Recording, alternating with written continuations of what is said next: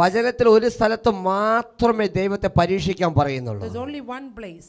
It is written in the word of God to test Lord. മലാക്കിയുടെ പുസ്തകം 3-ാം അധ്യായത്തെ Malachi book, the chapter 3. അവിടെ hallelujah ആ പരീക്ഷിക്കാൻ പറയുന്നത് സാമ്പത്തിക മേഖലയെ വെച്ച് തന്നെ അത്രേ. And he is only asking you to test him using your own finances. ദൈവ സന്നിധിയിൽ നിങ്ങൾ ഹല്ലേലൂയ കൊടുത്ത് ഹല്ലേലൂയ കൊടുത്താൽ അതിനുമേൽ ദൈവം ചെയ്യുന്ന അത്ഭുത പ്രവൃത്തിയെ കുറിച്ച് അവിടെ പറയുന്നത്. If you are ready to give it in the presence of the Lord, God will do wonders and miracles in നിങ്ങൾ your life. കൊടുത്ത് പരീക്ഷിച്ച് നോക്ക്, അവൻ മടക്കി തരുന്നവനാണ് എന്ന് അവൻ വെളിപ്പെടുത്തി തരും. Give it to the Lord and test him. He will return it in multiplied way.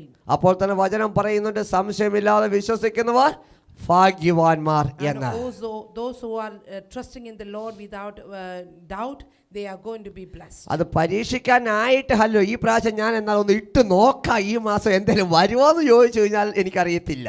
Amen. You're just doing it for testing Lord purposely, but I don't know what's going to happen. എന്നാൽ വിശ്വാസത്തോടെ നീ എറിഞ്ഞാൽ അവൻ നിന്നെ അനുഗ്രഹിക്കുക തന്നെ When in ചെയ്യാം. faith you're ready to sow it, he will bless